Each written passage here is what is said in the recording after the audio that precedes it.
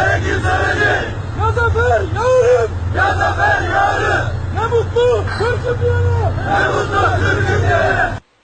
sida uu daabacay jaraa'idka lagu magacaabo Yeni Zafag ciidamada Turkiga ayaa waxay xeradani military ee dawladda Turkiga ay ka hirgelisay deegaanka Jazeera ee magaalada Muqdisho waxa ay ku tababari doontaa ciidamada Soomaaliya iyo waliba ciidamada ka socda dalalka Afrika oo tababar military ku qaadan doona gudaha dalka Soomaaliya madaxweynaha wadanka Turkiga Rajab Tayyip Erdogan iyo taliyaha guud ee ciidamada dalka Turkiga General Hulusi Akar ayaa la rajaynayaa in ay qayb ay ka noqdaan furitaanka beeskani ciidan oo munaasabad weyn oo furitaan ah loo sameeyo bisha April ee sanadkani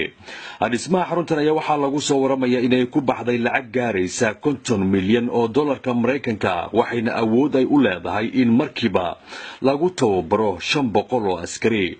xaruntan ayaa xarun ciidan midda ugu weyn ee dawladda Turkiga ay ka hirgelisay meel ka baxsan dalkeeda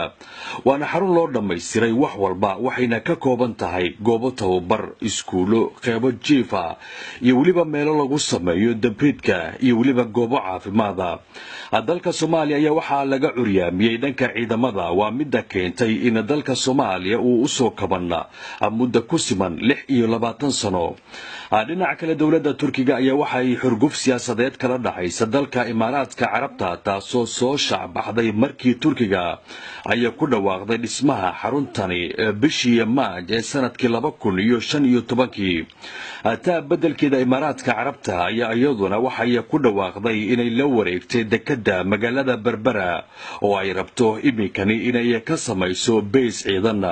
dawladda Turkiga ayaa waxay noqotay dawladda kaliya ee caalamka oo si hagar la'aan taageero ugu muujisay shacabka Soomaaliyeed xiliyo adaga waxayna magaalada Muqdisho ay ka hirgelisay safaaradeedii ugu weyn caalamka base ciidan oo ah midka ugu weyn caalamka oo dawladda Turkiga ay ka hirgelinayso meel ka baxsan dalkeeda waxayna dib u dhis ay ku samaysay wadooyinka caasimadda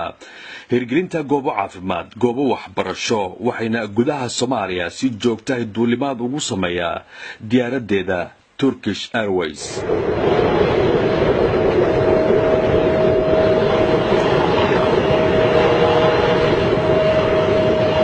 سلمان جمال سعيد TV عالمي Universal